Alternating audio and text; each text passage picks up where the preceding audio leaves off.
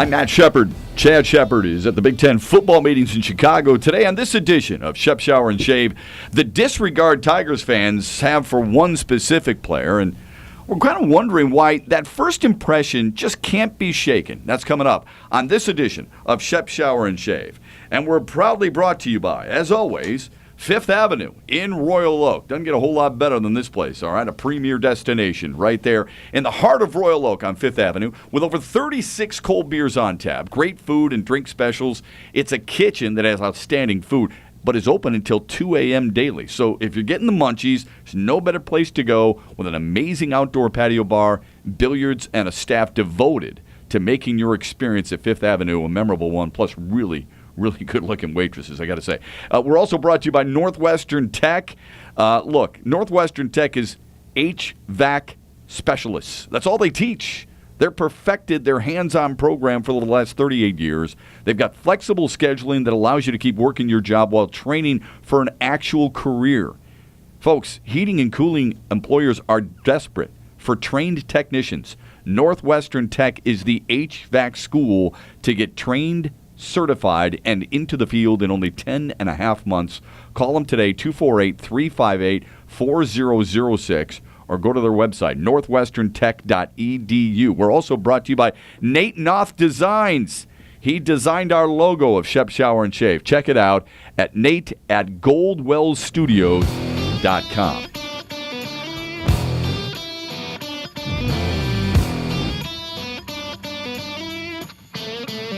I just got back from a golf outing that I have with my friends up north. And we do it every other summer, because we're busy. We got kids going on. But it's great to see my high school buddies from North Farmington. We pick up a little spot up north. We rent some cabins. We play as much golf as our aging bodies can take. We grill out. We play cards. We reminisce about our glory days. It's an awful lot of fun. I hope you get the opportunity to do the same thing. The best part, though, is hearing about families and kids and the success they may be having at the time. The diversity is awesome from the guys and the kids themselves. Kids who are experiencing achievements in so many different fields: engineering, politics, athletics, medicine. Just as enjoyable is the fact that we pick up conversations where we left off from the last time we got together. Now, despite the excursion, we did get the opportunity to watch a little bit of the Tigers game together. So you're playing poker, you're playing euchre, you're playing whatever card game while the TV's on in the background. It's fun. I get perspective, some buddies whose opinions I usually admire and respect. I try to just listen for a while, observe a little bit. And I sat back and I realized many of these guys who I played ball with and who are die-hard Detroit sports fans don't necessarily live and die with this Tigers team. They have passion, just like all Tigers fans. And right now, they're pissed, just like you are. They're not happy with the poor defense, the temperamental pitching, and the lack of passion they view that is being played. And I get it. What I can't figure out is the disgust for guys who have proven themselves in certain situations, but are still being judged on a first impression. And there's a perfect example right now playing for the Tigers. It's Justin Upton. He really is. Here's a guy who struggled mightily after signing a massive deal here a year ago. The first half of last season, 2016, he batted .235. He struck out 112 times. He looked lost. He looked frustrated. He was unhappy. You looked at it as a bust, and so did I. The second half of the campaign, though, he turned it around. He belted 22 of his career-high 31 homers and bumped up his average to a respectable .260. Now, was that good enough for you? I don't know. I respect guys who can change things during the season. We'll get to that more in a moment. The Tigers, I think, were one of the biggest disappointments in Major League Baseball last year. And the brunt of that shortcoming, the brunt of that blame, was pointed directly at Justin Upton. A lot of it, I think, was fair. We all expected more. So did he. And it's fine to criticize underachievers. We do it on a daily basis, not just in sports, and we should be. There's nothing wrong with having high expectations. I do. But I respect the hell out of people and athletes who struggle at some point before turning things around. Remember when Jordan Spieth just caved in the major, and people wondered, how in the world is this guy falling apart? He was at the Masters, right? And he was in control. He seemingly had another green jacket headed his way, and it fell apart. And he actually said to his caddy, are we falling apart here? Many people thought the same thing was going to happen to Jordan Spieth at the British Open. He was at 11 under par going into the final round. He had a 3-stroke lead. At one point, he stumbled badly. He had an errant tee shot on top of a grassy knoll-like hill, had to take a unplayable lie, was able to knock it down and draw a 5 on a par 4. But he trailed Matt Kuchar by 1. And that's when everything kept coming up. People started wondering again whether or not he mentally could handle this situation. Even though he had won majors before, people openly were wondering, is this where he falls apart? And what does he do? The very next hole he birdies, and then he eagles, and then he birdies, and then he birdies, and he's a runaway winner. He wins by 3. And before the age of 24, Jordan Spieth now joins Jack Nicklaus as the only men in golf history to have won at least 3 legs of the 4 major championships. Nobody else has done that. He and Jack Nicklaus. It was an unbelievable display of moxie, mental toughness, whatever you want to call it. Weak people crumble. Weak people give up. Weak people surrender. Jordan Spieth didn't do that at the British Open. Justin Upton didn't do that in 2016. He didn't take the easy route. He worked. He accepted the responsibility. He's been the best and most consistent Tiger this year. But again, because of the underachieving performance of the team, no one seems to recognize Upton's improvement. He used the second half of last year as a springboard to success in 2017. Just because we don't see it with the team doesn't mean we shouldn't be able to see it in certain individuals. Upton has been among the best defensive outfielders in the league, right? He's among the best at batting with runners in scoring position. There was a statistic during the broadcast last night where he was hitting .360 with runners in scoring position. That's 6th best in the American League. That's pretty damn good. And he plays with a passion that so many Tiger fans say this team lacks, right? He drives in the first couple of runs with a right center field double. Later on, he doubles to lead off the ninth, and he steals a bag. How many times have you and I talked with our friends, talked in groups, complained openly about this team's unwillingness or inability to generate more runs or generate runs differently? Upton did that. Now, I know you may say, come on, that's just one example, Shep. No, those examples are deeper. He's done it numerous times this year. I'm not sure if you understand this, but here's a guy who leads this team in average, home runs, RBIs, hits, doubles, stolen bases, OBP, slugging, and WAR. Now, before you say, come on, it's for a cruddy team, remember this. You wouldn't say that about Mike Trout, even though the Angels are under 500, or Joey Votto for the Reds, even though they're under 500, or Marcell Ozuna for Miami, because they're under 500. And by the way, none of those guys lead their teams in as many categories as Justin Upton does. Now, I'm not saying Justin Upton is better than Mike Trout. He's not. No way. I'd take Mike Trout every single day and twice on Sunday over Justin Upton. I'm just asking you to recognize what this guy has done so far. I tweeted Sunday on how good Upton has been, and I received tweets from folks who still can't get past the first half of 2016.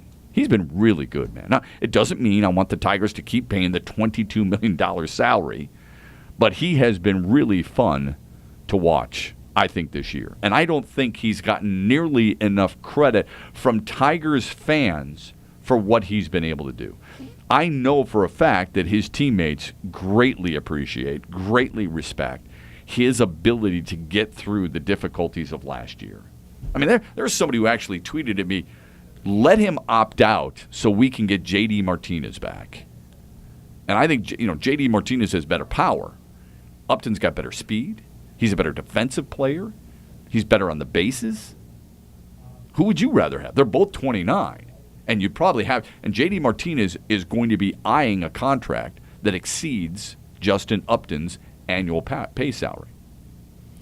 Now, there are certain guys on this team who are worth watching. I think he's been one of them. Now, you may not agree, and that's fine, but it's not Miguel Cabrera, okay? He's coming off one of the worst months of his career.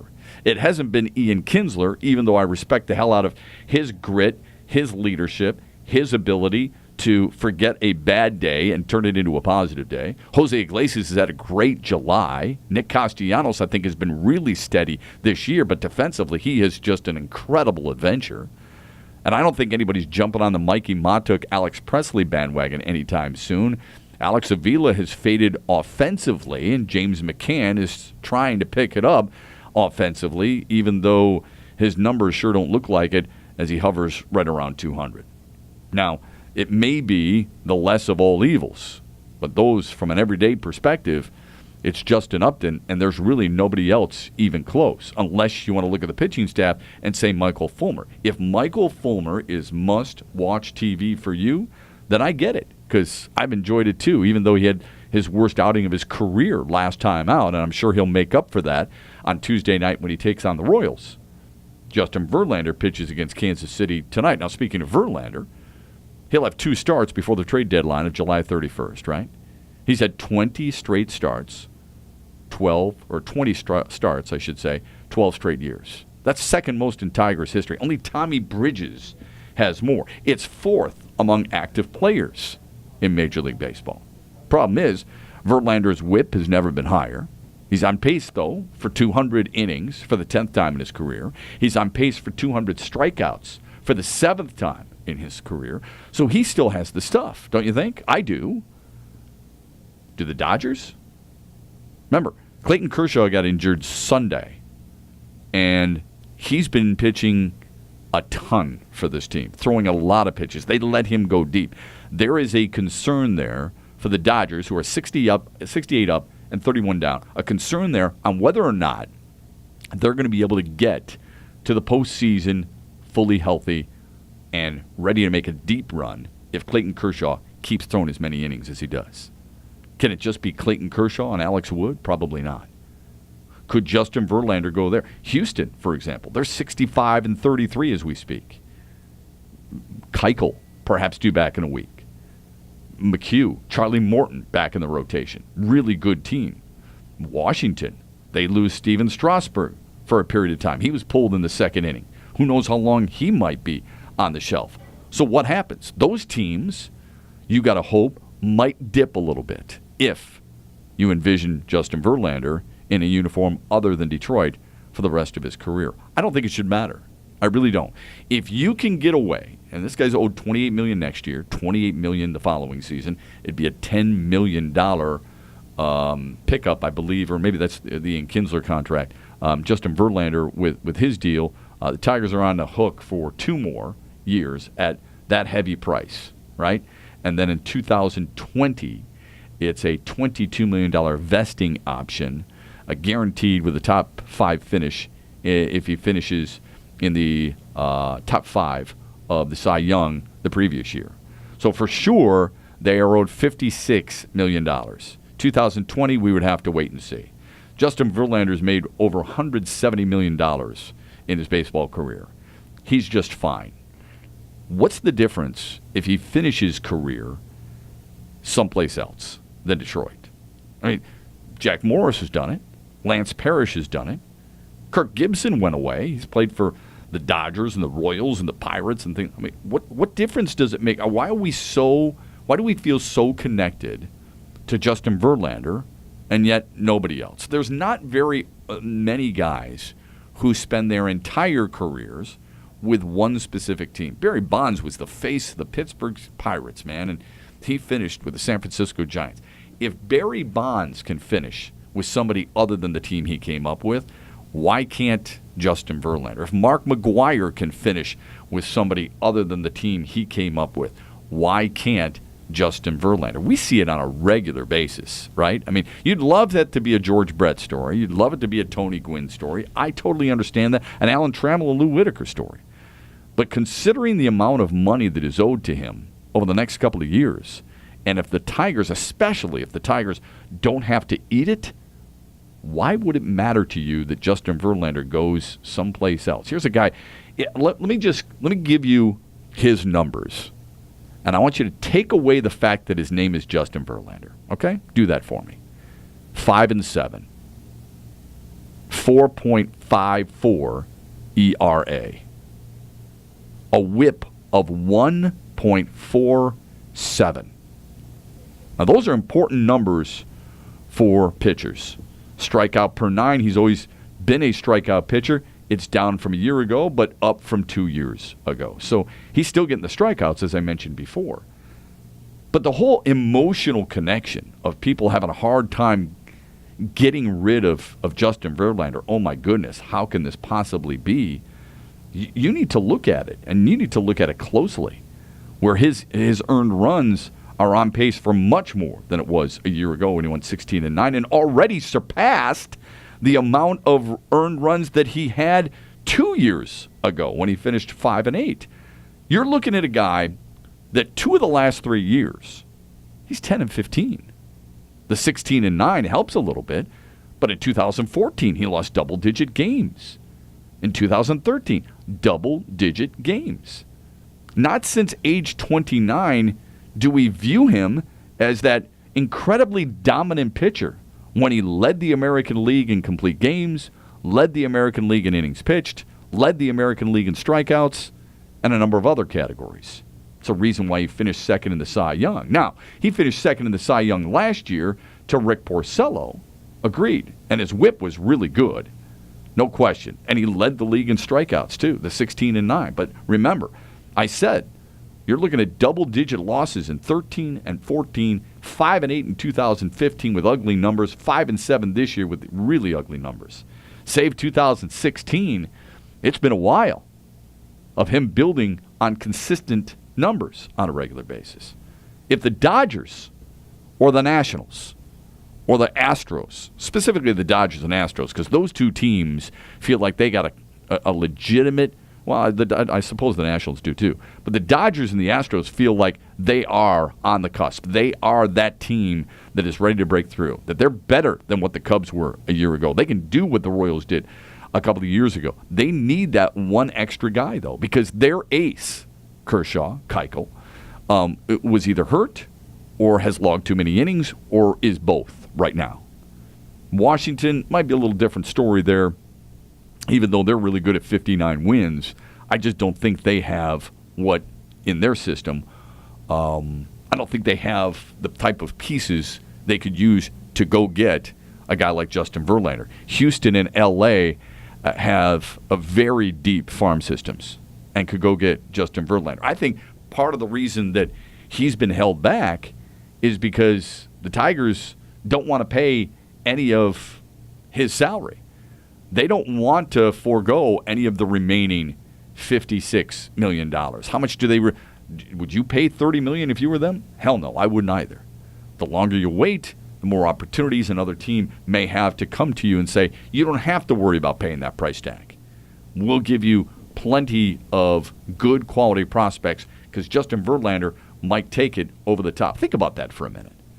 Think about if Justin Verlander was added to the LA Dodgers rotation. Suddenly, I mean, here's a guy who loves to pitch in big games, right? He does. I mean, he excels for the most part at that time of the year. Clayton Kershaw has not. I think Clayton Kershaw is the best pitcher, not just the best left-hander in baseball. I think he's the best pitcher in baseball. But people, what do they immediately do? They immediately go to his postseason record. He's 4-7 with a 4.5 ERA. That's his postseason life from 2008, 2009, 13, 14, 15, 16. Helps his team get there, and yet in his career, you look at it, and he's 141-62 with a 1 whip and a 2.3 ERA. That's Clayton Kershaw for his career. From 2008 to 2017, that's what he's done. He's made 20 starts or more every single year. He's won double-digit games every year since 2010. And he has never had a losing record in his career. His WAR, historically, right around 8, okay? The whip, as I mentioned, I mean, it's below 1 every single year since 2011, or 1 or below. The ERA is never above 3, except his rookie season when he made 21 starts. That's what he's done in his regular season career. His postseason career has been filled with all kinds of controversy because people are not sure he can get it done. But if you look at WHIP, it's a 1.1. That's pretty damn good. You would take that. But this year, here's a guy who's logged 141 innings already. There is some deep concern there in Los Angeles that he may wear down just a little bit. So if you think about it, you add him with Clayton Kershaw and Alex Wood, Brandon McCarthy, or I guess Rich Hill would be, and Justin Verlander. Justin Verlander's your 3. You feel you don't think the Dodgers, if they're not the favorite already, you're damn right I think they are, but you don't think they'd be the favorite? Absolutely they would. You look at the Houston Astros right now. Unbelievable season, right? You love what they're doing. But how many of those guys are proven? I mean, Dallas Keuchel's only made, 11 starts so far this year. Do you think they want to go in? And his 9 wins leads their team right now. Do you think Houston wants to go into the postseason with Mike Fiers, Lance McCullers, Charlie Morton, Joe Musgrove? Not when they've got this opportunity. Absolutely not. So, Justin Verlander, if you got an opportunity to go play for a ring, I give you credit. The Tigers, you got an opportunity to reap some benefits from a very serviceable asset, go do it. I don't care if he finishes his career with the Old English D. He might, and I say might, I stress might, he might be a Hall of Fame pitcher. All right? 178 wins, 113 losses, a winning percentage of 61%. Debatable.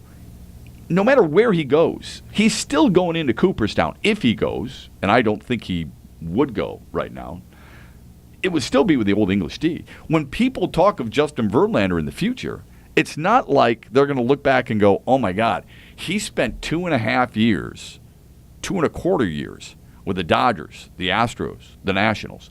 And that's how I view him now. No way. You'll always view him as a Detroit Tiger. Unfortunately for him, his best years are behind him. And the most expensive part of his contract still remains at $28 million over next year and the following season. So I say, if I'm the Tigers, I say absolutely. You do that. You trade him. And it's not because, he's of the money per se. It's because of what you can do and what you can get in return at this time of the year. It's perfect, I think, for Detroit if another team wants him. The longer those teams... Look, right now, I'm rooting for Justin Verlander to throw a no-hitter. I want him to throw a no-hitter against Kansas City tonight. I want Houston to struggle. I want L.A. to struggle a little bit. I would like the Nationals to struggle a little bit and feel like in order for them to add that final piece, in order for them to truly be considered that favorite, and even though L.A. continues to play well, I mean, they've won 15 straight games with Clayton Kershaw on the bump, and I don't know how long he's going to go on the DL. We'll soon find that out. But I want those teams to struggle a little bit and feel desperate to make sure that window of opportunity for them remains open for 2017. They can do that if they get Justin Verlander into the fold. Tiger fans all sentimental about it, forget about it. Don't worry. There's plenty of guys who've done it before at this town and other towns, and you still remember them with the team that they played the bulk of their careers with. Shep, Shower, and Shave brought to you by Fifth Avenue. They live, eat, and breathe sports at Fifth Avenue with over 40 HD TVs, a 14-foot HD projection screen, and a one-of-a-kind sportsbook viewing area. No better place to watch Verlander and the Tigers tonight, the Red Wings, Lions, Pistons, Michigan, and Michigan State. It's Shep, Shower, and Shave, too, once in a while there from this Thursday, as a matter of fact. We'll have Corey Schlesinger out there from the Detroit Lions at 6 o'clock. Hope you can join us on the amazing patio with food and drink specials. We're also brought to you by Northwestern Tech. Individuals that are entering the HVAC field are seeing their pay potential go way up, and they're able to choose the company that's going to help them grow their career. There's no better place than HVAC studies at Northwestern Tech. Northwestern Tech teaches HVAC, and that's it. They've perfected the hands-on program. You want to be trained and trained right? Then you go to Northwestern Tech in Southfield. They'll get you trained and certified and into the field in only 10 and a half months. Call right now, 248-358-4006 to schedule a tour, or you can go to northwesterntech.edu. We're also brought to you by Nate Knopf Designs. He designed our logo. I think it's pretty cool. You can see his work on Instagram or on Facebook. That's Nate Knopf Designs.